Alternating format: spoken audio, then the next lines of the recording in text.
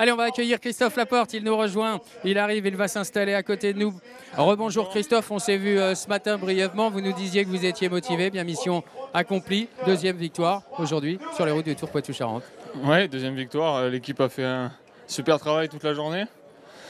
C'était un parcours un peu plus difficile que hier, donc c'était un petit peu à mon avantage. J'ai fait le choix de suivre les coups dans la dernière bosse pour pas me faire piéger, donc j'ai fait un petit effort là. Il y a eu une grosse chute dans le final après, mais j'ai toujours eu des mecs avec moi jusqu'à 2 km de l'arrivée, donc ça m'a aidé. Après j'ai pris la roue des Israël Academy qui ont très bien lancé le sprint. J'étais dans la roue à Chimolai et voilà, j'ai pu faire mon effort. C'est une arrivée qui me plaît bien en faux plat montant, donc j'avais envie de bien faire pour remercier l'équipe.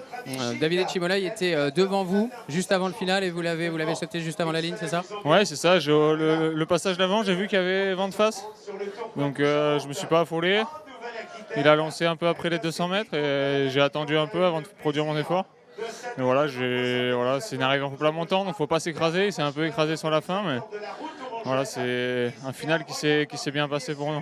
En gagnant des étapes, vous vous découvrez, vous prenez des secondes, 10 secondes hier, 10 secondes aujourd'hui, on s'approche du chrono, vous roulez plutôt pas mal. Christophe, ça donne des ambitions ou pas? Oui, voilà, pour l'instant on fait au jour le jour, on a 2 victoires, on est déjà très contents.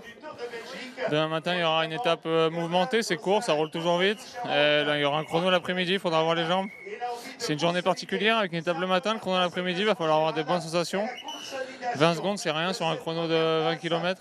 Si les jambes sont bien, c'est un avantage, il vaut mieux partir avec de l'avance qu'avec du retard. Mais voilà, ça se fera à la pédale jeudi après-midi. Alors certains ont été gênés par cette chute. Est-ce que vous savez à quel moment elle est intervenue? Est-ce qu'on était dans les 3 derniers kilomètres ou plus tard? Vous avez une idée? Il me semble on n'était pas dans les 3 derniers kilomètres, ouais, d'après ce qu'il me semble. J'ai vu la chute, un coureur de... Je sais plus l'équipe, il est arrivé devant le peloton, il s'est un peu retourné, il a touché une roue, il est tombé, il était en 2e ou 3e position. Donc je pense pas que beaucoup de coureurs soient tombés, mais ça a mis un bon coup de frein. Et après, quand ça roule vite comme ça dans le final, ça fait toujours des cassures. Là, c'est dommage pour les coureurs qui visent le général. C'est perdre des secondes.